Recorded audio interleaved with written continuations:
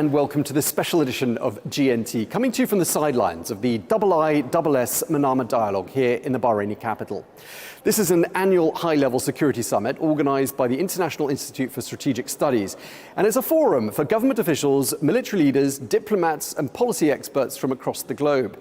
Now, the theme of this year's dialogue is regional power and statecraft amidst global change, and that change is very much reflected in the conversation here. A ceasefire in Gaza, efforts to broker an end to the war in Ukraine, and of course last December's change of leadership in Syria. Well, Arabiya English was granted exclusive interviews with a number of keynote speakers, and we started by speaking to the Palestinian Foreign Minister, Varsen Aghabekian. We began our discussion by getting her take on the efforts made by President Trump to broker peace in Gaza.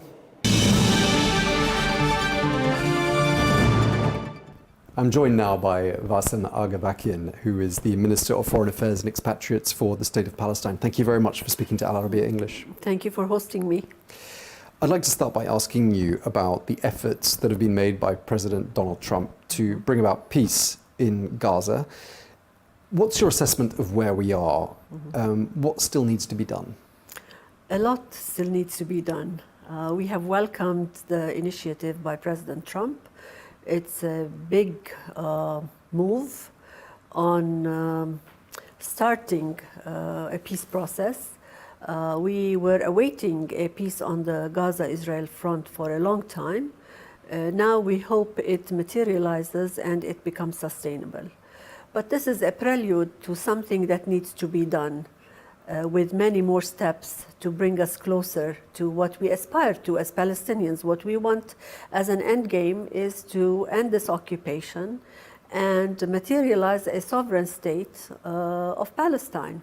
And that would require to move from a peace on the Gaza front to a peace that entails the entirety of Palestine, meaning the West Bank, the Gaza Strip, and occupied East Jerusalem. We hope that the first stage continues, and then we can embark on a second stage. Now the people in Gaza need not only a ceasefire, but need to recuperate. They need to have immediate needs met, and we need to embark on a reconstruction process as soon as possible, because the time is of essence, and we cannot leave a population that is so devastated and has been for 2 years under brutal attacks and total destruction to wait much longer. I mean, there have even been outbreaks of violence in the last couple of days in Gaza, although we're told the ceasefire still remains in place. Even so, last Tuesday, more than 100 people were killed. Fair to say, therefore, this ceasefire is extremely fragile. Yes, it is very fragile. And since the peace agreement was signed, on the average, 10 Palestinians were killed on a daily basis and 28 were injured. And this should stop. It should stop completely, because a ceasefire means just that, a ceasefire. And killing more Palestinians and injuring more Palestinians on a daily basis does not send a very good message to the people. Today we need to send a message of hope. People were relieved by the ceasefire, and they need to continue seeing it materializing on the ground. The ceasefire has to take place. The opening of the Rafah crossing the border has to open. We need to get the assistance as stipulated. They said 600 trucks per day, and what is entering today is much, much less than that. And all of this is against what came in that peace plan, the so-called peace plan or the ceasefire plan. Right, and we're only at really phase 2 of that peace plan. What do you anticipate being the biggest challenges in this particular phase of the plan? I think the challenge now is the committee that needs to take over in Gaza. We need to air out in details the mandate of that committee and the personalities. For the Palestinians, for us, we believe that it's only a natural evolution that somebody from the Palestinian government is part of that committee and heads that committee, because in the final analysis, whoever has the legal and the political mandate over the occupied territory, including the Gaza Strip is the PLO, the Palestinian Authority. And as such, they need to be engaged from the very beginning. If you want to bring them in the middle or in the final stage, that is fine. But why not bring them from the very beginning? Because everything you will be doing in Gaza will go back to the core. I mean, if we are going forward with a one state, one government, one set of rules, one constitution, one law, etc., then you would go back to the core, the West Bank. So why not engage the West Bank from the very beginning? Do you believe that the parties that are negotiating, there's so many parties to name, but obviously Hamas is involved, Steve Witkoff, Jared Kushner, they've established quite a rapport as well. We're told they've established quite a good relationship. What do you make of that relationship, and do you think that's going to be important in delivering results in this next phase? Well, to me, what is important is the results, the deliverables. And the more rapport, the more understanding, the more coordination, the more cooperation, that's fine. But we need to see something materializing on the ground. And we're not seeing it to the extent that it should happen. What you were saying earlier about the establishment of a Palestinian state being what your desired outcome, obviously, from this whole process later on down the line, there does seem to be considerable momentum, doesn't there? And this does seem to be a top priority of the Trump administration. Does it feel to you like we've got to a stage now that a Palestinian state is an inevitable outcome? Well, to me, it was an inevitable outcome since a long time, because that's enshrined in international law. We're not asking for anything that is above international law. And since 1947, it said two states. And the whole world says two states. Even the United States, until now, says two states. So it's a natural evolution. But today, yes, the momentum is there. We need to amplify that momentum. We need to build on it. We need to ask whoever says is a two-stater to actually take measures on the ground to help us materialize the second state. And the countries that announced that they recognized a Palestinian state that didn't before, countries like the United Kingdom, they were deemed unhelpful by the Trump administration for doing that. Presumably you don't see it that way. Of course not. Because that recognition protects the two-state solution. Maybe today it's difficult to have the two states tomorrow, but we need to protect it and we need to strengthen it and we need to give the legal aspects of the two-state solution a push. And we need to send a message of hope to the people that you have the right to self-determination. And all of that is part and parcel of the recognition. Those recognitions are in one way or another have been a propeller to the peace plan. I mean, to me as a Palestinian, I truly believe that the recognitions were in one way or another or have influenced President Trump to move when he moved. He could have moved a year ago, but he opted to move now because that momentum is big and there is no returning back. I mean, when you have very weighty countries coming forward and recognizing and saying that this is it, from now on we're going to materialize the second state, and they've taken it to New York with the New York Declaration. The New York Declaration had 142 countries signed to it. Some of the countries that have not recognized Palestine also signed and endorsed the New York Declaration. And all of it puts pressure in the right direction. But obviously Prime Minister Benjamin Netanyahu does not like this idea. No sooner had the 20-point plan been announced, and point number 19, I think it was, which talked about the pathway to eventual Palestinian statehood, he said words to the effect, he said this in Hebrew, that's not going to happen. He's not sincere about a Palestinian state, is he? Not at all, and we know that. And he hasn't been sincere for a long time, not only Benjamin Netanyahu, but the Israeli policy at large.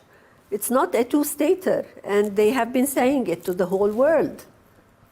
And the whole world needs to realize now, today more than ever, that that's the only way forward. And Israel can say whatever it wants, because Israel defies international law left and right. And it has been granted this impunity that helped it and strengthened it towards defiance of international law. Today we have the ICJ ruling that says two states. The ICJ ruling says that the occupation is illegal and needs to be dismantled. The New York Declaration says we need to materialize the two states. We have 160 countries that have recognized the state of Palestine, and we're getting support from others and trying to convince others to recognize. So the momentum is there, and we will continue that path because that is the only path that will bring peace to the area. So how does President Trump convince Prime Minister Netanyahu to come on board with this idea? Or do you think it's simply a reality that a two-state solution will not happen as long as Prime Minister Netanyahu is in office? It will not happen as long as the Israeli policy stays the same. Because if someone else comes to power in Israel and they still believe they are not two-staters, we will continue to be at the mercy of Israel. Today, we should not be at the mercy of anyone. We subscribe to international law, and international law is very clear. And if international law applies in Europe, if it applies in the United States, it applies in any country, it should not be selective. It should apply similarly anywhere in the world, including Israel-Palestine. And when you hear people in Prime Minister Netanyahu's inner circle, in his cabinet, referring to the West Bank by its biblical name, Judea and Samaria, what goes through your mind? What are they trying to tell people by using that language as opposed to calling it the West Bank? Well, they're trying to use the biblical narrative because it suits their understanding of occupying the area. Because under the pretext of religion, they want to have a stronghold in the area and never give up this occupation.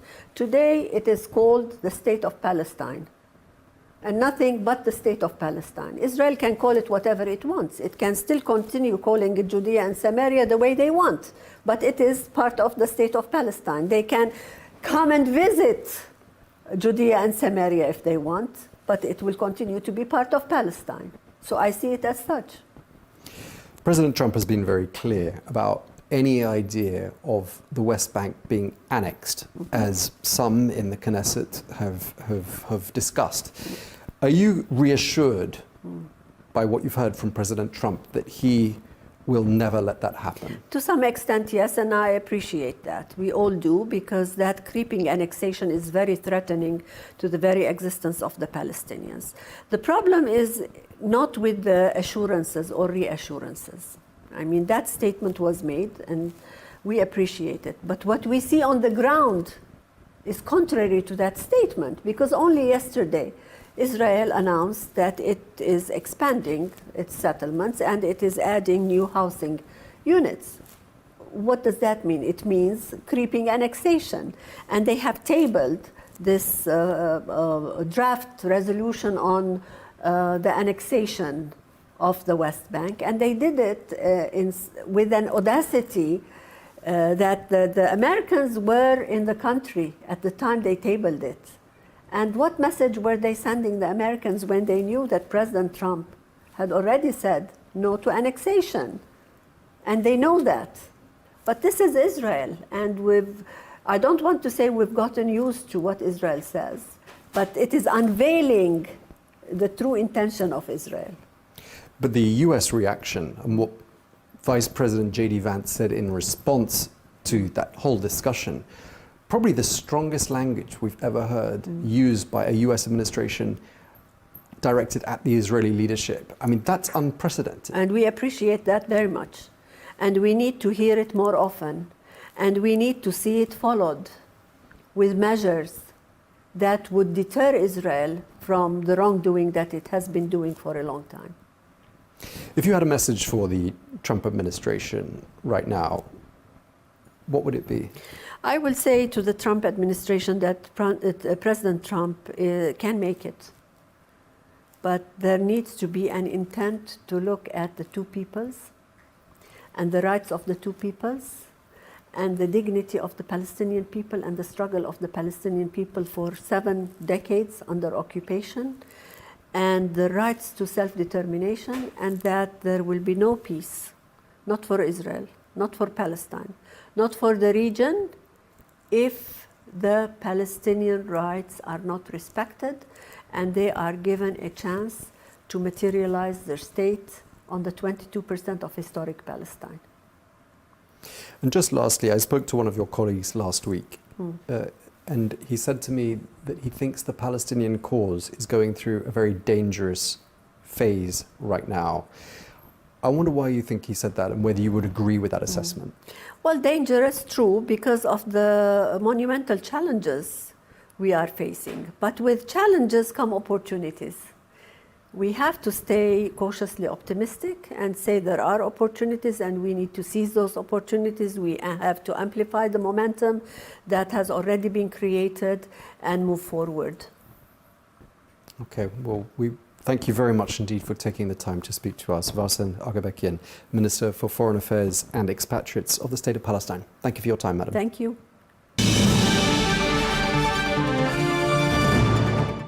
Now, a key element of the first phase of President Trump's peace plan was securing the release of the surviving Israeli hostages in Gaza, as well as the return of the remains of the deceased hostages. Well, the International Committee of the Red Cross was and remains central to that process. We spoke to the Director General of the ICRC, Pierre, who told us more about this delicate role, as well as the broader humanitarian situation in Gaza. I'm joined now by Pierre Krähenbühl, who is the Director General of the ICRC. Thank you very much indeed for taking the time to speak to us. Pleasure. Neutrality and impartiality obviously are at the very core of what the ICRC does. And of course, the ICRC is guided by a set of 7 founding principles. You've said recently that in today's climate, those principles are under extraordinary strain. What's causing this? The central principle is the one of humanity. And when we look at what's happening in most of the conflict environments that our organization works in, if you take what's happened in Gaza or in Sudan or Ukraine or elsewhere, we feel that the fundamental recognition of the humanity of the other is under pressure. We're seeing massive violations and atrocities taking place in conflict environments. And the challenge is also directed sometimes to us with the question, can one be actually neutral in an environment like that? And our response to that is neutrality is an essential enabler of our action and of our access to people in need. Of course, the ICRC has been extremely busy in recent months, extremely active and central to the role of returning the living hostages from Gaza to Israel and returning, at the moment, the remains of the deceased hostages. I'm just wondering, I mean, the 20 surviving hostages were, of course, all returned. Let's start by talking about that. How did that work? How did you make that happen? So the first thing to say is that we're very relieved that the ceasefire was made possible, because after the 2 years that we have just experienced and the population in Gaza has experienced, that the families of hostages and of prisoners had to experience with all the despair and the uncertainty, it was a moment of relief. And we know that this ceasefire has to hold, and one important step in this is the release of the hostages and the Palestinian prisoners and the return of the remains. These are complex operations, and they require exactly what our neutrality enables us to do, is to have contacts to all parties. So we've had contacts over decades to Israel and over many, many years with Hamas. And that enables our teams on the ground to be seen as a trusted intermediary in a very sensitive moment, because the phase we're in right now with the return of mortal remains is among the most complex operations that one can conduct. It might look on the surface like simply transporting and driving remains back to the other side, but it requires a lot of communications, a lot of logistics, and a lot of capacities on the ground. So you're saying that it's actually more complicated what's happening now, which is returning the remains, than returning the living hostages from a logistical point of view?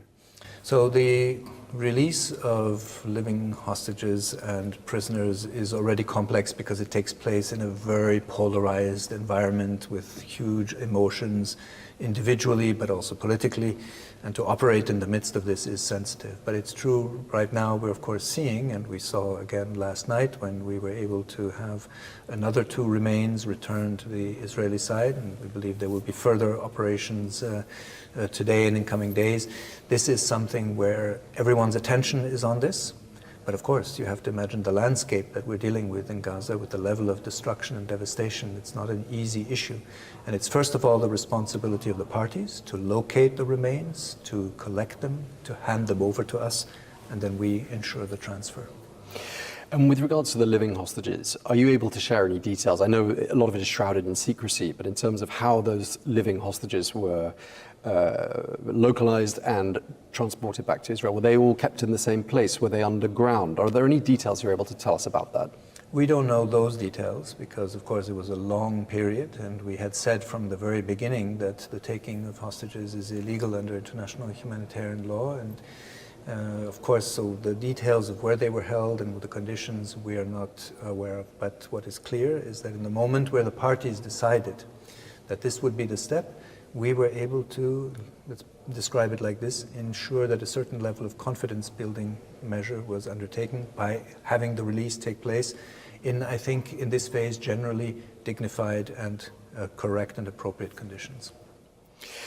Obviously, this is taking a long time, locating and returning the bodies of the deceased hostages. If you were to summarize in a few words, what's taking so long? What's so difficult about this? It's the complexity of locating, and it's the fact that we're in the immediate aftermath of a very disastrous and catastrophic set of military operations and human consequences. And I think obviously the emotional context is very charged. The emotions are raw. Everything is being observed, whatever you do or don't do. But I think what is the most important is that the results speak. The living hostages are back with their families. Palestinian prisoners have been released, and the work on the mortal remains is underway. So we will stay very focused and dedicated to this task because we know how important it is for the context. Egypt has dispatched a team to help with the search effort, and I'm wondering what sort of difference that will make, and do you need more help? Is more help needed on the ground, and if so, who might provide that help? So again, what's important to understand is that we don't undertake the search ourselves. So it is the parties that undertake. So if they feel that additional means and capabilities are required, and there's no doubt that that can be helpful, then they will call on whoever can support and provide those additional capabilities. What we did was we brought in specialists when we were dealing with the release of the living hostages and the Palestinian prisoners. We had experts in the field of health, mental health, but also now with the mortal remains, we have forensics experts so that we can ensure that when we receive the remains, they are treated and dignified and appropriately transferred. We are not involved in the actual search, neither are we involved in the identification of those remains. Egypt is accusing Hamas of, in some instances, faking its search for the bodies of deceased hostages. They say this is part of a bid to try and stall the whole process of their return. Has the ICRC seen any evidence to that effect? Well, in any approach or any handling of the issue of mortal remains that would involve a manipulation or any other would be for us, frankly, unacceptable. And I think we are dedicated to the task. Our colleagues are there. As I said, what is important is that we were able again last night to undertake another operation to return 2 more mortal remains. I think that signals, and that's the most important, is that the parties are working with us in ways that are genuine, and they are seeking to find the solutions that they had agreed to amongst themselves, and that we have, as a neutral intermediary, a role in facilitating. Israeli airstrikes killed more than 100 people last Tuesday. Apart from that, though, and some other less significant flare-ups of violence, would you say the ceasefire, from what your sources are telling you, is holding on the ground? Well, what we have seen, for example, in the ICRC's case is that clearly far fewer people have been brought with injuries to the field hospital that we run in the Gaza Strip in recent days and weeks, so that's certainly a sign. But I think the most important is just to underline, this ceasefire has to hold. Because if you imagine for 1 second what the population has gone through, and if now, as the population hopes that the worst is behind, if it suddenly realizes that actually another round is coming, the psychological, in addition to the direct physical threats, but the psychological impact of that would be absolutely devastating. And so every effort now, whether it's political attention or our more modest humanitarian contribution, has to be directed at making sure this ceasefire holds. Obviously, there was 2 years of deadly violence in Gaza, and we've all seen the pictures, horrific conditions. According to the people you speak to, the ICRC operatives on the ground in Gaza, has the situation improved from a humanitarian point of view, and what sort of words are they using to describe it?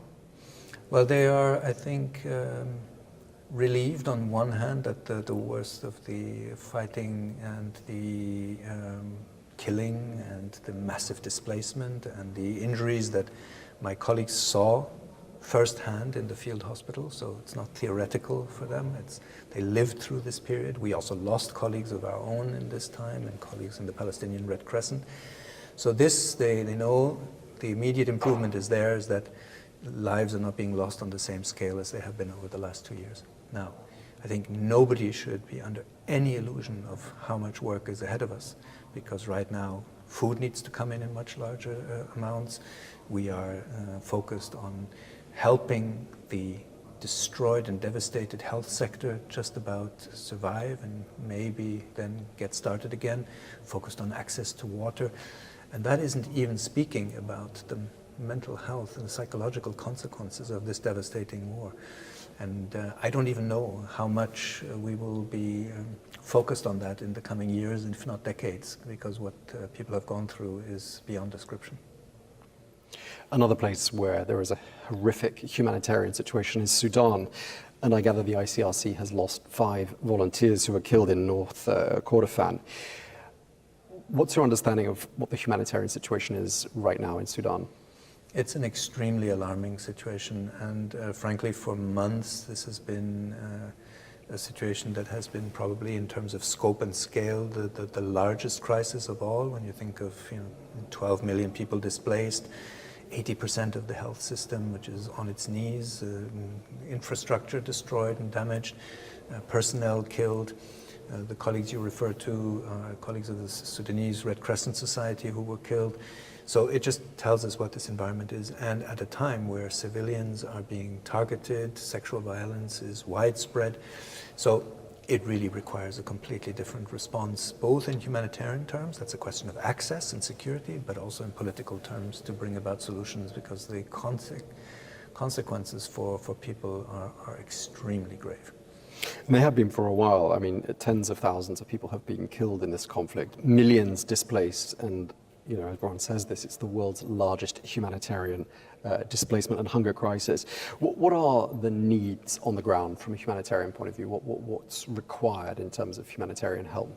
It's first of all a security of civilians crisis, because when you have military actions that attack civilians, that target civilians, that displace civilians deliberately, that impact hospitals and that kill medical personnel, you realize that it's not only about just distributing food, it's about telling everyone involved that there are rules that apply in times of conflict. And it might sound a bit abstract when you see deaths on that scale and displacement on that scale, and you insist on rules, but it's not abstract, because these rules were designed precisely because we know that in wars these are the things that happen, and they need to have limitations on the means and methods of warfare.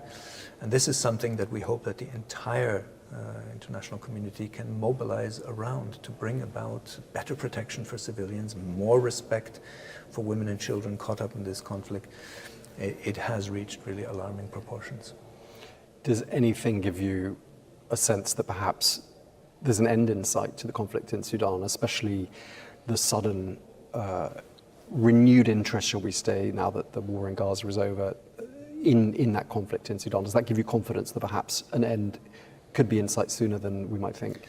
So the question of confidence is one dimension, but the question of necessity is the other one. And so I am just a believer that many of the conflicts that we work in, Sudan is an example, the Democratic Republic of Congo is another, Somalia, Yemen, these are all an illustration of the long-term duration of most of the conflicts that we work in. And when you see that many of these conflicts have been going on for decades, what it tells you is that there is a missing link in the international system and the weakness in the capacity to prevent and resolve conflicts from taking place. That is where we need a surge. That's where we need a re-legitimization of mediation, political negotiation, because it was never the idea that a humanitarian organization like the ICRC should be present for decades in the same conflict.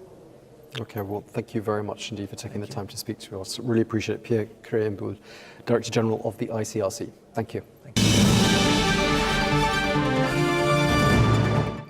My next guest here at the IISS Manama Dialogue was the international peace negotiator Nomi Yaacov. I started our discussion by asking her for her assessment of the progress made so far to broker lasting peace in Gaza.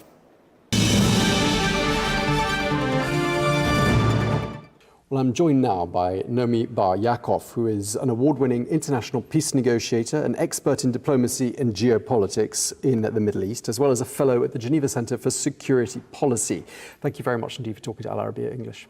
My pleasure, Tom. Thank you for having me on your show. Let's start by talking about where we are right now and President Trump's push for peace. How do you rate the Trump administration's progress in terms of getting us to the point we're at now? Well, I think we need to give US President Trump the credit that he got a ceasefire. It's a fragile ceasefire, but we're not in the same place that we were during the 2 years of daily bombardment and famine, malnutrition, deaths ranging between 50 to 200 a day. We're not in the same place. But what worries me to a very large extent is that there isn't a clear plan for what comes next. There is a framework agreement, and the gaps between the perceptions of how to implement that agreement, or even what that agreement is, are vast, not only between the parties, namely between Hamas and Israel, but just between all the mediators and parties involved. So, for example, we're dealing with the fact that the Strip is basically divided with this yellow demarcation line at the moment, with 47% of the territory in one hand and 53% in the other.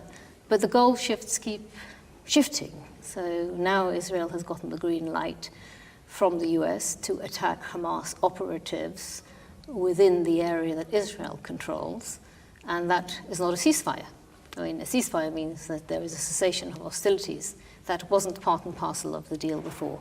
And that is very dangerous, and that is just one example. I mean, the key issues at stake are that there is no agreement on a Palestinian technocratic government that is meant to take over. There is no agreement on what kind of stabilization force is going to come into force. There's no agreement on what kind of disarmament process is going to take place. And in addition to that, construction is commencing in the areas controlled by Israel. The areas controlled by Israel are the areas where there is where the land crossings are. So you're looking at a division, sort of basically between areas A and B. These are all the issues I raised are very, very serious issues, and I can elaborate upon each and every point Sure. in terms of where we're at. This was just giving a framework on just letting you know that the gaps are immense. Sure. Clearly, a lot of work still needs to be done, but perhaps someone in the Trump administration would argue that getting the hostages released was of paramount importance. That's now happened. Yes. And the momentum is there, isn't it, for things to go forward? And this has been a top headline news story for the last, several weeks, several months. Do you think the momentum is there perhaps in a way that it wasn't in years past? Is that something you would say we have on our side now that we didn't before? I think Trump is keen. First of all, most of the hostages are back. All the living hostages are back. There are still some bodies of hostages that are not back. And that is a very serious issue for Israel. And until all the bodies of the remaining hostages, all of the remains of the hostages will be returned to Israel. From Israel's point of view, there is the first phase wouldn't be over, and again they feel like they have the green light to attack Hamas operatives, as I said, inside the areas that they control. And I think there is an issue with the momentum. The question really is you need to have a clear end game. And if you don't have a clear end game, and if you sever Gaza into two, and if you sever Gaza from the West Bank, and if you don't have a Palestinian technocratic government appointed, and if you don't have agreement on a mandate for a stabilization force, and if you don't have a UN Security Council mandate that also has a vision of where we're going, where we're going to, and that's where the big division is the US and Israel are against the United Nations Security Council resolution, and they don't want there to be any reference to two states and what comes next, and unless the end game is clear, it's going to fail.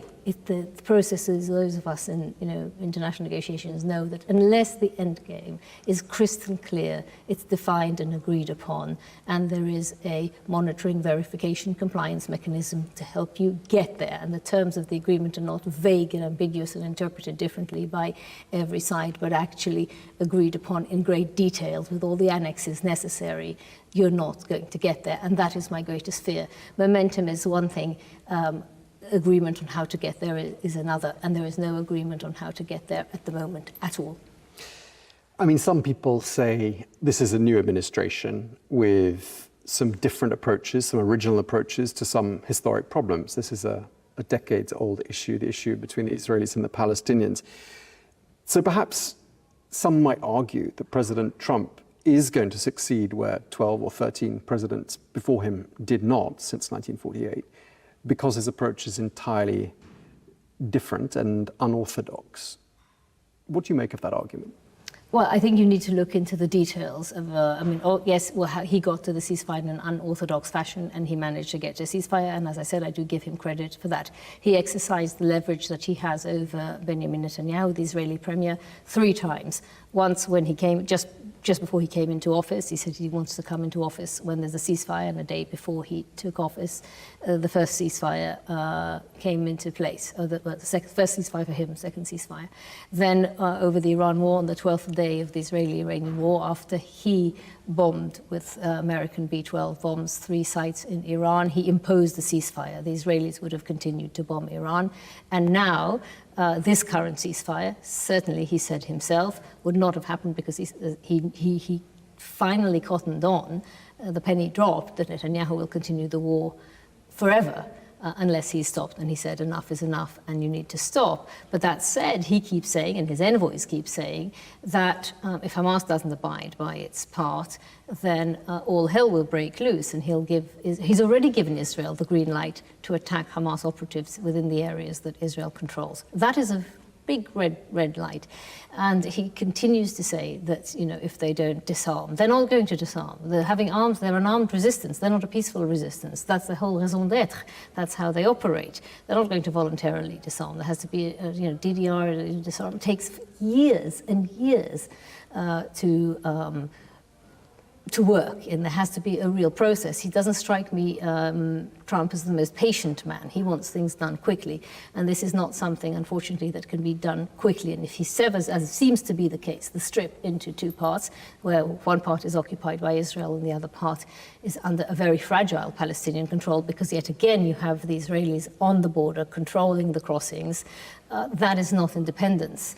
And that, it's also not the entire strip, and it also severs it from the West Bank. And he's refusing, and he's set up this civil military command base in southern Israel, in a town called Kiryat Gat. It's a massive, massive hangar. Most of the areas are just for Americans only. It's an American-run operation. It's not an American and international. You have one Jordanian representative. You can look at the sort of flags of the countries that have sent representatives, but they are not having an equal say. It's American run, and it's American run with an American mindset, and you really need the Egyptians and the Jordanians and the leading three Gulf states, namely Saudi Arabia, the UAE, and Qatar, to root and to really be an organic part of this. And in the Sharm el-Sheikh agreement, Admiral Cooper, who is running the operation, said very clearly to the Egyptians and the Gulf states that, you know, the US is running the show. And I don't think it's going to work if the US runs the show, because it's the US isn't part of the Middle East, and for years and years and years the US has failed to get to a just peace. And we need to look at just is a really important word. Where is the justice here? Well, how are the Palestinians going to realize their rights to self-determination, which basically is a right to a state in the West Bank and Gaza?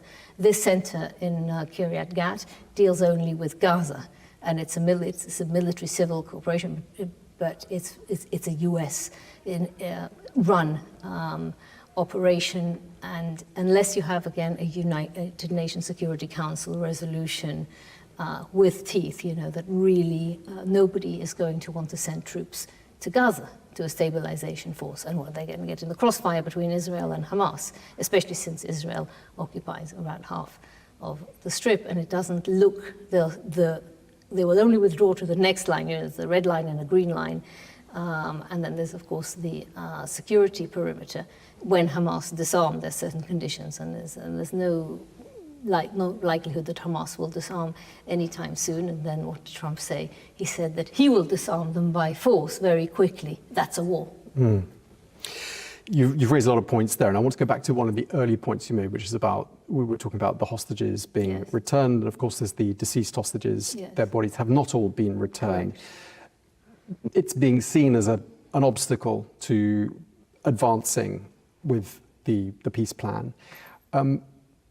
What's the challenge? What can be done to speed up this process of locating and returning those deceased hostages, do you think? Well, the Egyptians have successfully helped in the operation. They need heavy arms in order to do the digging, because there's been so much bombardment over the last 2 years that you've got houses on houses and rubble and digging as part of what needs to be done, plus, you know, intelligence sharing. Israel has vetoed Turkey from taking part of this. They volunteered to help, I think genuinely volunteered to help. So you need to get the Egyptians in, you need to get the heavy armament in, and you need to get all of the remains back. Those are the main issues. But even once you get all the remains back, which may not be so easy because of the they were held, the hostages were held by different factions. They weren't all held by Hamas. So there was total chaos on the 7th of October. Different families took, the remains are not necessarily all in the same place. So it's a complex And some of the people who knew where some of the bodies were put are no longer alive. They're no longer in this world. So exactly. So it's a complex scenario. But what worries me more is the fact that the Palestinians themselves, the Palestinian Authority, is obstructing the nomination of nominating a technocrat head to the new government. The Egyptians a few days ago held a meeting in Cairo in Egypt with all of the Palestinian factions, and I emphasize all of the Palestinian factions. And then Mahmoud Abbas, the Palestinian president, vetoed the meeting. He didn't come, and he didn't send anybody from Fatah, that's the main Palestinian faction that controls the West Bank, and supposedly Gaza in theory only. And you know, he just, it beggars belief. He just thinks he needs to nominate somebody. He wants to nominate one of his loyalists, one of his own, and it's not meant to be a PA, a Palestinian Authority-run government. The whole idea is to have somebody who is a technocrat. There seems to be agreement on a technocrat person who is a Gazan, civil society person of all the factions, but unless you have the blessing of and the approval of the Palestinian president, then nothing is moving. And he's been obstructing this time and time again because he thinks he needs to control the process, and that's not the way he works. And he was summoned by Abdel Fattah al-Sisi, the Egyptian president, and it will remain to be seen what comes out of that meeting. You're painting the picture of Mahmoud Abbas as being an obstruction to progress with Correct. regards to peace. Yes, that is the case. Let's talk a bit more about Hamas. Very hard to understand what their motivations are at this stage. Will they lay down their arms? You seem to be saying you don't think they will. Will they step aside and make way for the power vacuum to be filled by other parties? We're not sure. That seems to be what we're saying. They did carry out these public executions, though, the other day in Gaza, and I'm wondering what you think their motivations were, what sort of a message they were trying to send out, perhaps not just to people in Gaza, but to sort of the wider world. Well, I mean, they're not popular in Gaza. You know, they destroyed with Israel, but the blame lies on both. Destroyed the strip completely. There is nearly enough humanitarian aid coming in now. We also haven't reached that discussion. We're talking about the Palestinian technocratic government. We've spoken about the stabilization force, also the need for Palestinian police, but we haven't spoken about the fact that not nearly enough aid is getting in, certainly not the quantities that were agreed upon in the ceasefire agreement. There's supposed to be 600 trucks going in a day, and there's not that isn't the case at all, and most of the crossings are closed, only one is open in the south.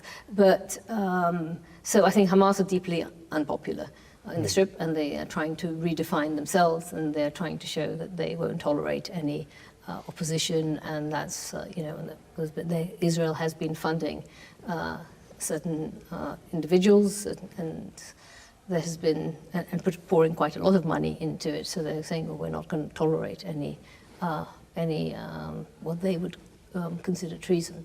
But I think, you're saying, I said that Abbas is part of the obstruction, but Israel is also part of the obstruction. Right. So it's not, I just want to make sure that, when you look at the whole picture, the obstruction isn't just one-sided. You have, the Israelis are rejoicing in the fact that Abbas is, acting the way he is. And so it's a question really of having, the question is really, who are the forces, I don't mean military forces, who are the powers that are going to be able to bridge the gaps. So, you had the Chinese, for example, had a meeting with all the Palestinian factions, months ago, including Fatah.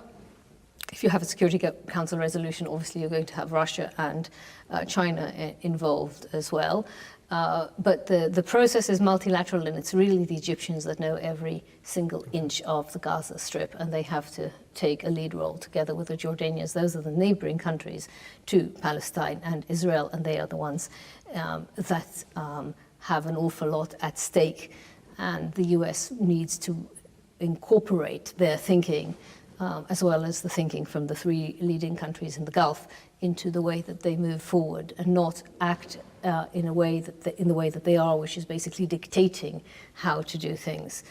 It's okay to be sometimes potentially unorthodox if you are giving 100% attention to all the detail and tuning really into the expertise. But you saw recently there was a flurry of diplomatic activity with J.D. Vance and Marco Rubio and Steve Witkoff and Jared Kushner, all in Israel in the same week, all speaking in different ways about what is going ahead. And then you have the real estate moguls talking about developing the areas that are in the south, Rafah, with borders with Egypt. And of course, maybe the US has given up on the idea of expelling any Palestinians, but I don't think Israel has. We haven't talked much about Benjamin Netanyahu. Yes. And some people accuse him of not wanting the ceasefire to hold. There were people who accuse him of dragging the war on to extend his political shelf life. Do you subscribe to that view? Yes, I think it's not only his, I think there's no doubt about it. Even Trump said so. It's not, he was the one that supplied the arms after Biden did. He was the one that backed Netanyahu time and time again.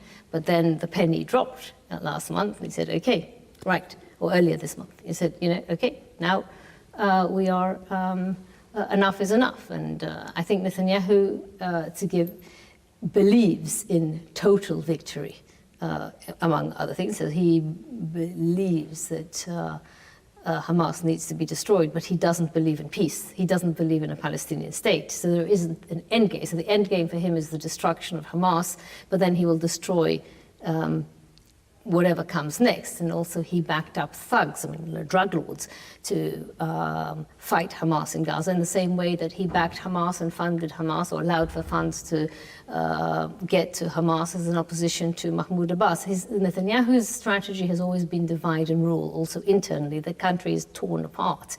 And so it's divide and rule inside Israel, it's divide and rule inside Palestine, it's divide and rule now inside Gaza, and it backfires. But ultimately, he does not believe in a Palestinian state. Doesn't it worry you? I mean, when you think 24, just looking at those 24 months of deadly violence in Gaza, for example, unspeakable suffering, children maimed, orphaned, seeing horrific scenes every day. We've got generations of trauma, haven't we, in Gaza? And I'm wondering whether you think that perhaps that threatens Israel's national security in the longer term, having 2 million traumatized people behind a wall.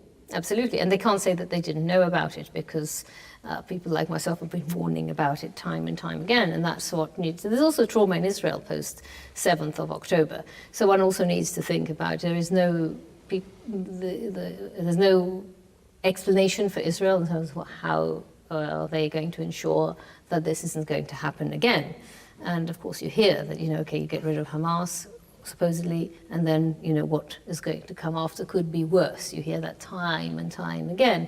So there are those like me who believe that a Palestinian state needs to be coupled with security guarantees for both parties, both for Palestine and for Israel. And unless those are explained to Israel, and those are very serious, in the same way that you're discussing security guarantees for Ukraine, from Russia, you need to, it's not evident at all to Israelis and to Israel how a Palestinian state will make it more secure, because they have seen violence from both Gaza and the West Bank. Of course, the West Bank and Gaza see violence of a different scale altogether from Israel. So you've got trauma on both sides, and not comparing between the nature and scope of the trauma, and you need to do both individual healing and collective healing as part of this all. And that's the way, it's part and parcel of the way one moves forward, is to address. You do see quite a lot of movements of victims of terror, families of the victims, for families of the deceased, that have joined forces between Israel and Palestine. So for example, you have Maoz Yinon and Aziz Abu Sara, both an Israeli who lost his parents in the Gaza envelope area, and Aziz Abu Sara from the West Bank lost his younger brother to Israeli violence, and they have forgiven and moved beyond, and setting up. And there's movements like them, or standing together. There are plenty of movements that are moving beyond the trauma, victimhood, pain, into forgiveness and reconciliation. And there are more and more of them, given that the trauma is so severe. And the work has to be done by experts on collective trauma healing.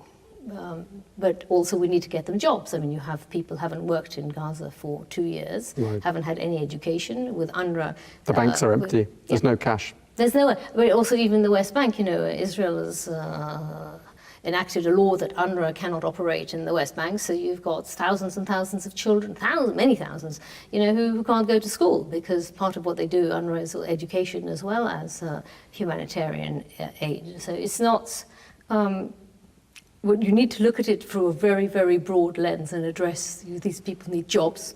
And the question, and people who Hamas recruited, all these young, very young people, they don't necessarily, believe. Sure. I attended an event. I attended an event on Saturday with a commemoration for one of the hostages that was released after 17 days in captivity. However, Livshit spoke. It was a private, small event. And she said, well, the Hamas, in the ambulance, she was sick when she was released. In the ambulance, in the ICRC ambulance in Gaza, when I was released, the Hamas guy, masked guy, took his mask off. And I'm quoting her in my own words. And she saw this good-looking guy, and she saw humanity in his eyes. And she said, he just said, we just need to get rid of the politicians and find a way to live together. And she shook his hand when he was masked again when they passed on, the ICRC passed her on to the Israeli army. And she said, half the country, if not more, is furious with me because I shook his hand. How did I shake his hand? And she always spoke about, she saw humanity in his eyes, but then she explained about their conversation in the ambulance, that he was a medic or paramedic and had knowledge, and they had this discussion. And that was, there is a way to move forward. Sure. We need to see each other's humanity. We need to move, there's deep trauma, but ultimately the people of Israel and Palestine need to live together. They need to live in peace because the war isn't doing anyone any good. So we need to look at jobs and bank, and as you said, and education and healing and forgiveness, and there's an awful lot of work to be done. But first and foremost, you need to have the end game clear and you need to have a Security Council resolution in order to ensure that the process that President Trump has put in place actually works, because without that, it's going to fail. Okay, well, I'm afraid we're out of time. We're going to have to leave it there. That's fine. Thank you very much indeed. Really appreciate you taking the time to speak to us. Nomi Bar Yaacov, thank you for your time. Thank you, Tom. Well, Ukraine has also been a major subject of discussion at this year's IISS Manama Dialogue. And the Netherlands is a vocal and active ally of Ukraine. Not only is the Secretary General of NATO a former Dutch Prime Minister, but the current Dutch leadership has championed a number of initiatives aimed at helping Ukraine to defend itself. I spoke to the Dutch Defence Minister, Ruben Brekelmans. Here's what he told us. Well, I'm here now with the Minister of Defence for the Netherlands, Ruben Brekelmans. Thank you very much indeed for speaking to Arabiya English. Thank you for having me. I'd like to start by talking to you about Ukraine and the military aid and the other sorts of support that the Netherlands has given to Ukraine. There's a drone project, there's been financial packages. What's the goal? What's Ukraine trying to achieve? Ukraine wants to hold the line, of course, because we currently see that the fighting is more intense than ever, both at the front line, but also the massive air attacks that Russia is conducting. Hundreds of drones, tens of missiles, also ballistic missiles, and Ukraine needs to be able to defend itself against that. In terms of our support, we always have three priorities. One is the F-16s that we deliver, the fighter jets. It's not only the fighter jets, but also everything else, ammunition, reserve parts that's needed to keep the F-16s in the air. Second is air defense. We invested a lot in it. We also delivered parts of Patriot systems. We were the first country to invest in the Pearl packages, as it's called. It's the American equipment that's now made available to Ukraine. And third is drones. We invested in different drone initiatives, one of them being the Drone Line initiative. And those are drones that are needed at the front line because Ukraine is facing a massive numbers of course, Russian soldiers, but also Russian military assets. And the only way that Ukraine is able to defend itself against that is by using drones. And we invested in that initiative. It was 500 million for more than 600,000 drones. And those are drones that are made by Ukraine and the ones that are most effective at the front line. So the Netherlands sounds like it is absolutely one of the staunchest allies Ukraine has out there. Yeah, that's true. We have been, I think from the very beginning, we have been one of the leading countries. And sometimes we are leading by, relatively spending more money than others. And sometimes by taking the initiative to be the first to deliver something. F-16s being one of the examples, the Pearl initiative being one of the other examples. And because we do fully understand that Ukraine needs our robust support in order to survive. And also the security of Ukraine and Europe and thus also the Netherlands is very much interconnected. If Russia has a stronger position in Ukraine, then the threat to the rest of Europe and to the NATO alliance is at that point is much bigger than if Ukraine is able to hold them back. So the best investment in our own security is investing in the military capabilities of Ukraine. Do you think the European Union and all EU member states are completely aligned when it comes to supporting Ukraine, or do you think there's been some element of battle fatigue in some countries? Yeah, what I have seen over the last year is that there has been a divergence. So you have some countries that have been willing and able to step up their efforts and to speed up their efforts. because of course we all know that the United States is providing less support, so they now make their stocks available, but European countries need to take the lead to spend money for it. So other countries need to step in, and there were quite a few countries that are willing to do that. Norway, Sweden, the Netherlands, Germany, also the UK, the Baltic states. Is basically the north of Europe. But if you look at the countries more to the south and the southeast of Europe, you do see that they are not spending the same level and that they are not delivering the same level of aid. And that is a problem because it's not only those countries in Northern Europe that are able to provide the total package of support that Ukraine needs every day. Okay. And you are an advocate of some of Russia's frozen assets in European banks being used in what you've described as a creative way. What does that creativity mean? What I mean is that those frozen assets can maybe not be used directly in the sense that you take the money and you give it to Ukraine. You need to come up with mechanisms that are legally possible, that are also supported by not only the EU but basically the G7, and in which also the risks that are involved are mutualized. Because Belgium, for example, has a relatively large degree of risk because over 100 billion of the frozen assets are inside Belgium. I do think that we need to use those frozen assets because of the reason we just discussed. I do see that Ukraine needs a robust level of support, and the only way that we can fund that is to make sure that we use those frozen assets. Because we need to change the calculus of Russia and of Putin, because now he thinks, if I continue to fight for 3 months or half a year, then he thinks he will be in a better position, so he keeps fighting and not instead of negotiating. I think the only way to change that calculus is, on the one hand, that we can show that Ukraine is not only receiving support today and tomorrow, but in the next 2 to 3 years. And on the other hand, we increase pressure on Russia by more sanctions, by a better enforcement of sanctions, and also supporting Ukraine with deep strike capabilities.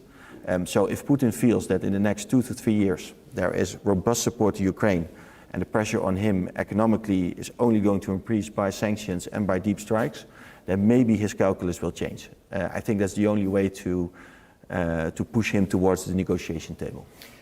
President Trump has made considerable efforts to try to get Mr. Putin to the negotiating table, and the most recent round of discussions, which were going to be held in Budapest, have been called off or suspended at the very least.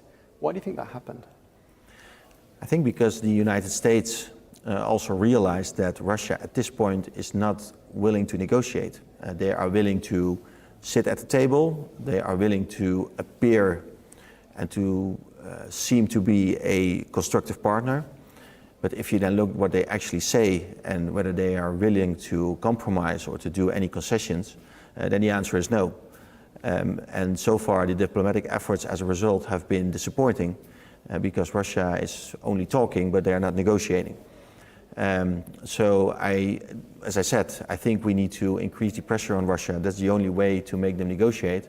And I also say sometimes people in the Netherlands say, we should increase our efforts towards peace. And we should also not only talk about military support, but about diplomacy. But then I say, over the last 4 to 5 months, Ukraine has said we are willing to stop the fighting today. And we are willing to negotiate. We are willing to be serious also about what type of concessions should be at the table. And Russia has not answered that call at all. They have basically said, we are not willing to negotiate.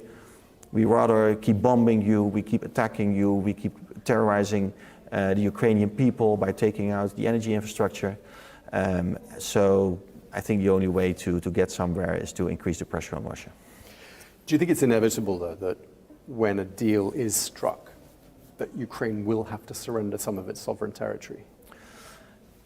The answer, and I know it maybe sounds a bit simple, but it's up to Ukraine. I've been to Ukraine now 6 times since the large-scale invasion, 4 times as a minister. Last time was 3 weeks ago. And every time that you're there, every time that I'm there, it makes a big impression on me, the sacrifices that Ukraine is making. But also their resilience and their perseverance. They keep fighting even though they are facing the hardest winter so far. And after all the sacrifices that Ukraine has made and Ukrainian people have made, I think it's really up to them to decide what type of concessions they're willing to make. In terms of territory, of course, there's a big difference between freezing the front line and accepting that status quo. That's very different from formally acknowledging that those areas are part of Russia. And we also, when the audience is looking at this, they should also understand how fundamental that difference is. But it's really up to Ukraine to decide what they want to do.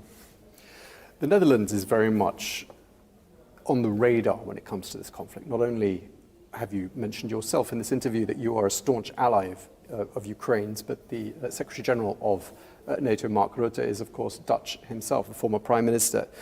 And I'm wondering whether perhaps that adds some momentum to the Netherlands' desire to be a role model nation in NATO, hence perhaps the decision to increase defence spending.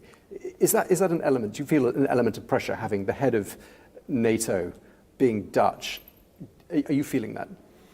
It's more, I think, if you know someone personally, and of course we know, I know Mark Rutte, he's a friend of mine, and also his team, I know his team very well.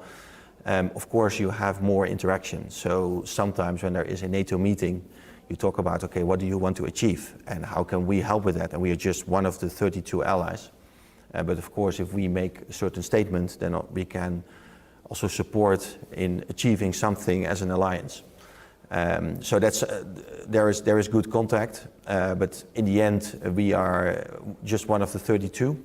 And Mark Rutte is not Prime Minister of the Netherlands anymore. He is a neutral Secretary General of NATO, and he fully understands that. So where we can, we try to help. And for example, with the Pearl initiative, we considered it to be a very important initiative because Ukraine needs those American weapon systems, and it was the only way to get them to Ukraine quickly. And Mark Rutte also said, it's very important now that some countries show their commitment. And then we were the ones that were the first to step in. But when you look at, for example, the defense spending, we are currently at 2.1%. We are definitely not the best in class. There are the Baltic states, Poland, Nordic countries are doing much more. So we also have our political realities. We just had elections this week. I hope that the next government will create this path towards 3.5%. But still, if we do that according to what we agreed upon, we will definitely not be the best of class. I want to pick up, we're coming to the end, but I just want to pick up on one thing you were saying a little earlier on, words to the effect that the more Russia dominates Ukraine, the greater the danger to the Netherlands and to our NATO allies. What do you think President Putin's strategy is here? Where would he focus his sights on next, were Ukraine to somehow be forced into capitulation? We know that he wants to re-establish the former sphere of influence of the Soviet Union or the Russian Empire. And we know, of course, that the Baltic states he considers the Baltic states to be part of that sphere of influence. Of course, also, if you look at the geographical position of the Baltic states, that is, of course, a vulnerable area. So we need to support them. That's why we are active in Lithuania. That's why we also had F-35s in Estonia not so long ago. So if you look at the current military plans of Russia and also the industrial plans, it's all going beyond Ukraine. So we already see now that Russia is hiring more people for the military than what they need in Ukraine. They are producing more than what they need in Ukraine. So they are already increasing their strategic stocks. We also know that in their military plans and in their industrial plans towards 2030, it's only going up, the numbers and scale is only going up, much more than what they need in Ukraine. So if you know that Russia has the intentions to weaken the West and to divide our alliances and to restore their sphere of influence, if you know that they are building the military capabilities that are very dangerous, and they have the interest to continue their war machine because the economy depends on it, if you have those three things, intentions, military capabilities, and interest, then I think you need to take that threat very seriously. Just lastly, you mentioned elections have just been held in the Netherlands. I think it's been dubbed the closest election in Dutch history. Just want to ask you for your reaction to what we know so far and what lies ahead in terms of challenges with regards to forming a coalition. Now it has become clear who won the elections. It was Rob Jetten from the party called D66. It's the first time they won the elections, so congratulations to them. I think they run a remarkable campaign. If I speak on behalf of my party, which is the VVD, more center-right party, and I'm not, speaking as a minister, but more as a candidate that was on the list of my party. We said that we want to have a center-right coalition. And that center-right coalition with 4 parties could have a majority in Parliament. So, for us it's very clear, the position of my party is very clear that we want to have this center-right coalition.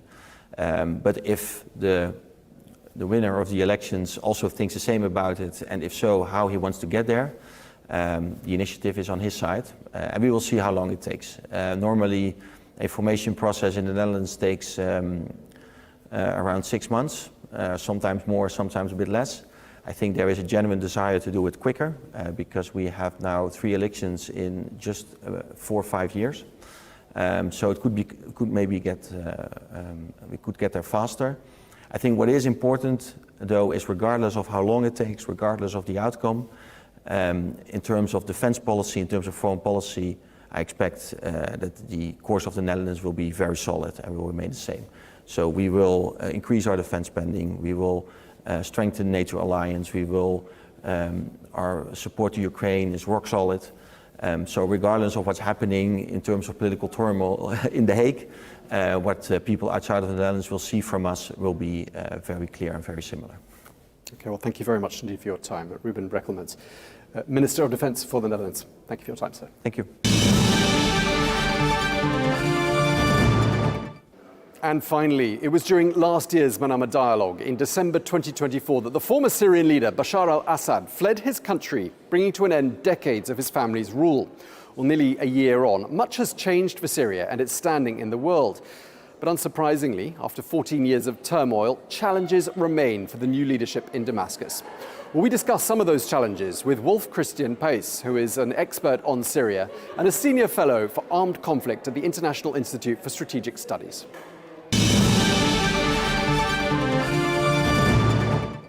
Wolf Christian Pace, thank you very much indeed for taking the time to speak to us. My pleasure. It was here at this very event that we're at now, 11 months ago, that it was announced that Bashar al-Assad had fled Syria.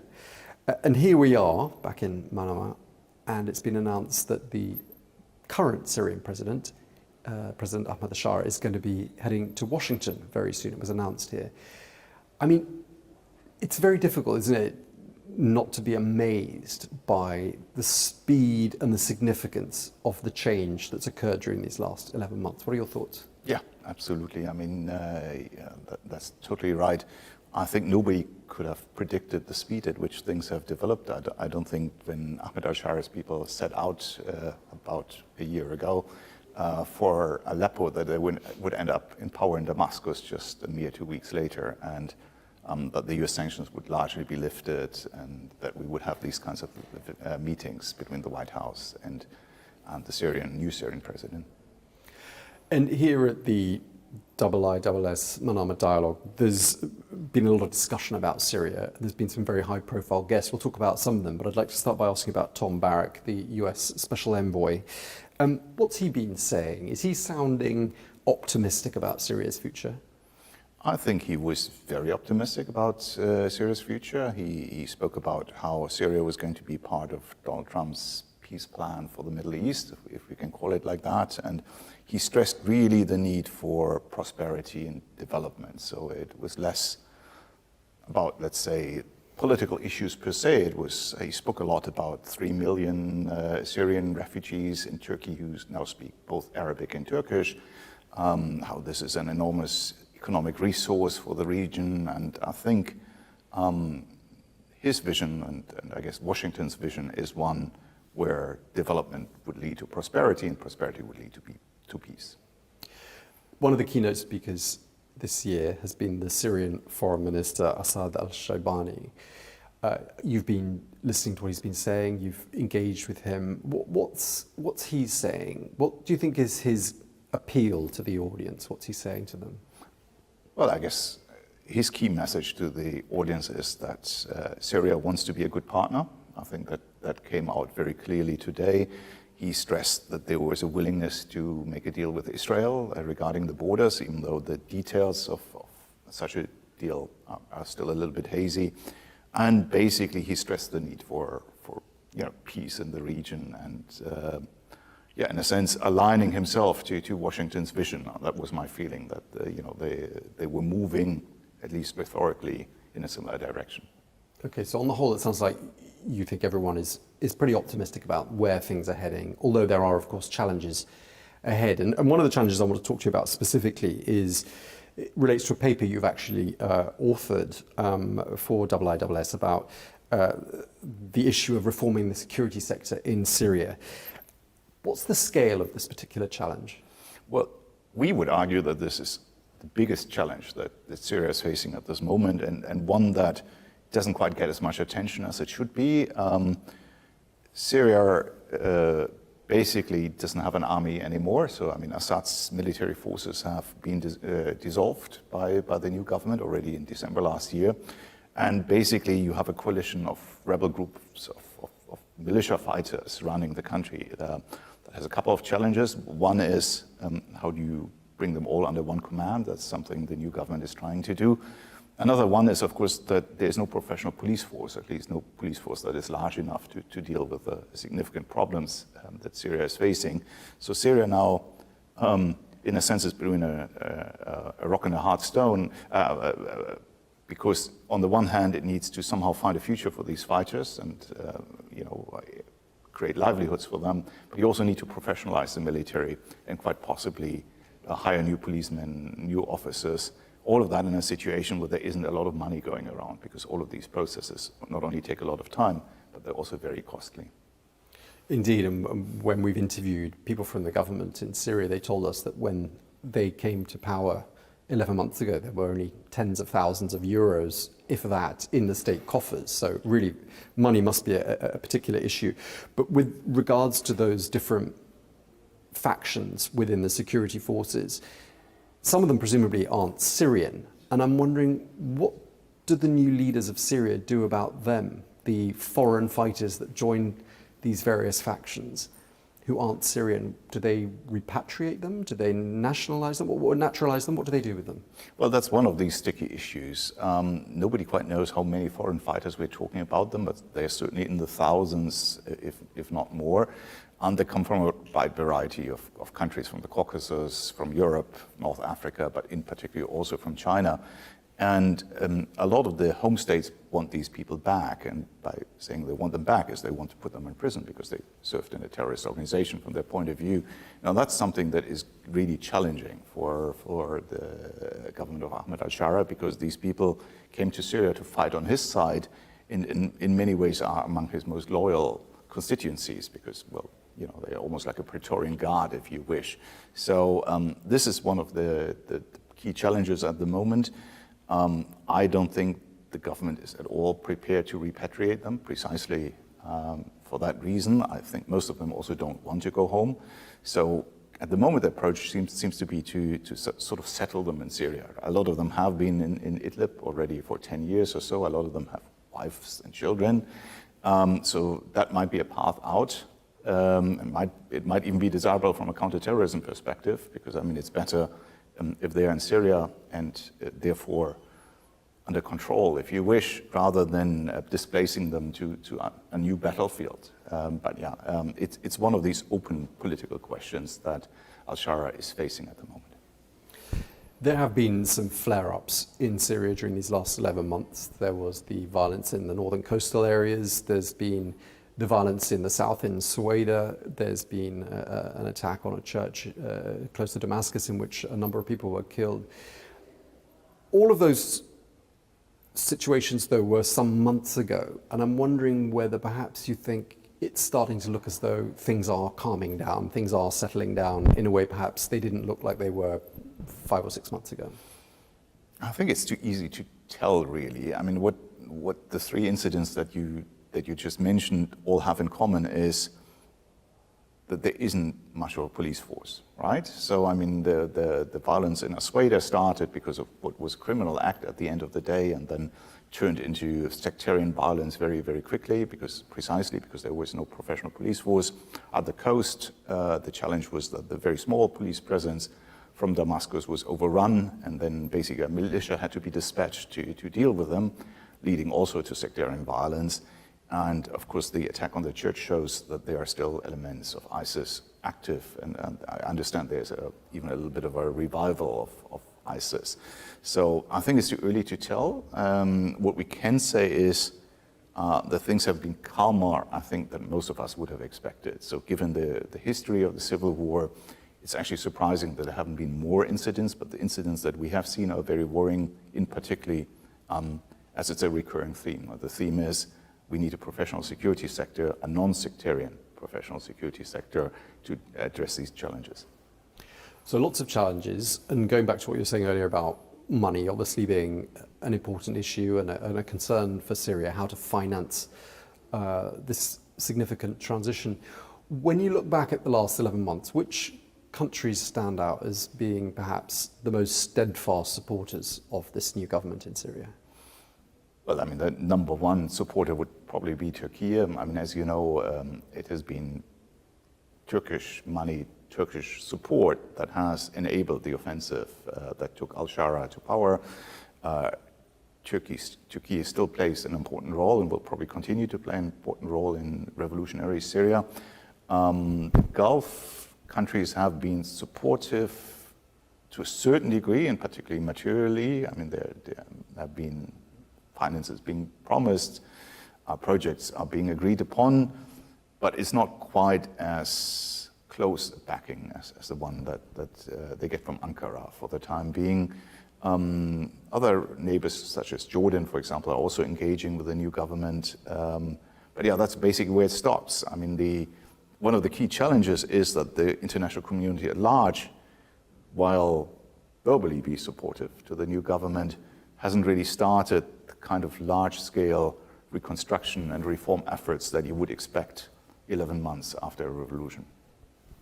So you mentioned some of the countries that support Syria and the new government. There are obviously some countries and some political forces that were shocked and horrified really by what happened 11 months ago. I'm thinking of Iran, I'm thinking of Russia, which has had military bases in Syria for several decades. Do you think there are elements that are trying to destabilize Syria? And if so, which countries do you think are perhaps involved in trying to muddy the waters? Well, I mean, you mentioned Iran, of course. Iran was arguably the most important backer of the Assad regime, and at the moment there are no diplomatic relationships at all between the new government in Damascus and Tehran. Embassy is closed. There's no overt Iranian presence in Syria anymore. Or practically, of course, Iran continues to muddy the water. In some ways, there's some indications that the flare-up of violence on the coast in Latakia and Tartus had something to do with Iranian influence, both material and possibly financially, and in terms of propaganda, right? There's a lot of sort of sectarian propaganda in Syria and on social media, which probably can be traced back to groups close to Iran, let's put it this way. Russia has been surprisingly ambivalent, possibly, about the new regime, even though they were arguably the second most important backer to Assad. They still maintain their military bases at a reduced capacity, but the bases are still there. The embassy is operational. Representatives of the new regime have gone to Moscow. So, I mean, there seems to be a willingness to make a deal, as I say, or to maintain the relationships. And Russia is, of course, interested in keeping the bases because they need them for their operations in Africa. Basically, you need to refuel somewhere if you want to resupply somebody in Mali or in the Central African Republic. And then there's Israel, right? I mean, Israel is ambivalent about the new regime, has been openly very critical about basically what they see as a jihadi government next door. And they've been pursuing a strategy of allying themselves to certain groups inside of Syria. I mean, certain parts of the Druze community have been reaching out to Israel for protection and have received military protection at times during the Asweda incident. At the same time, Israel seems to be interested in making a deal. So, I mean, that might be a temporary issue, and that could be resolved diplomatically if there was an agreement between Tel Aviv and Damascus. And presumably, when President Bashar goes to Washington later on this month, he will be appealing to President Trump to try to resolve any issues with Israel, and President Trump's in a good place, isn't he, to help on that front? I would say it's certainly also the other way around, right? I mean, what we did hear from Tom Burges and other US representatives during this meeting is how central Israel's security is for the United States. So I would indeed assume that from both sides there is a little bit of a discussion about how this can be resolved. How close are we to an agreement? I wouldn't know, right? It's a thorny issue, as you can imagine. We were talking about propaganda, and we were talking about, people muddying the waters in Syria. And President Bashar al-Assad, as he was until he was toppled, had a polished and quite slick PR machine. A lot of propaganda came out of them. He even had foreign journalists working on his behalf. Have we seen elements of that gaining traction, those sorts of narratives that they used to put out? Have we seen them active still, even though presumably they're in exile, as indeed President Assad is himself? Well, it's hard to say. I think Assad is no longer a player. I mean, we hear very little about him. He doesn't make a lot of statements. But indeed, there is a slick propaganda machine operating. And the challenge here is that machine is spreading sectarian messages, right? So basically, among the minorities, the message is the new government is against you. They are Sunni fundamentalists. They want to create a caliphate, right? And on the other side, the message was a large part of the Sunni population from that propaganda machine is, oh, al-Shara is a sellout. Who is he really working for? And it's very clear that this is not coming out of thin air. So it is very likely that this is instigated by certain players, probably linked to the enemies of the current regime. What do you think will happen to Bashar al-Assad? Well, I would assume he will live out his days in a more or less comfortable exile in Russia. You don't see a day where he's used as a bargaining chip and the new leadership in Syria demands that he be handed over by the Russians? Well, it's possible, but I think that's unlikely. I think it would be very hard for Moscow to drop an ally, a former ally, in this way. And I think the new leadership is smart enough not to insist on getting him back.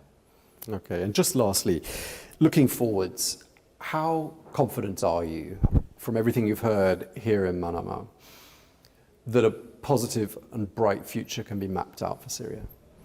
I would say I'm actually a lot more confident than I was 11, 12 months ago at the beginning of the revolution. I think the new government did a lot of things right, more than we anticipated. I think the President al-Shara is an asset as a personality. I think everyone who has met with him agrees that he has a lot of charisma, and that matters in international relations to a possibly surprising degree. He did manage to charm President Trump for once. But it's not like we're out of the danger zone yet. And now the challenge is going to be to continue supporting Syria's transformation internationally, help the Syrians to make sound decisions for the future, and make sure that the malign actors don't get a chance to meddle in Syria's affairs again. Okay, well, thank you very much indeed for taking the time to speak to us. Wolf Christian Peace, thank you very much. Thank you for having me. Well, that is all we have time for this special edition of GNT, coming to you from the sidelines of the 2025 IISS Manama Dialogue here in the Bahraini capital. Thank you very much indeed for watching, and do stay with us here on Al Arabiya English.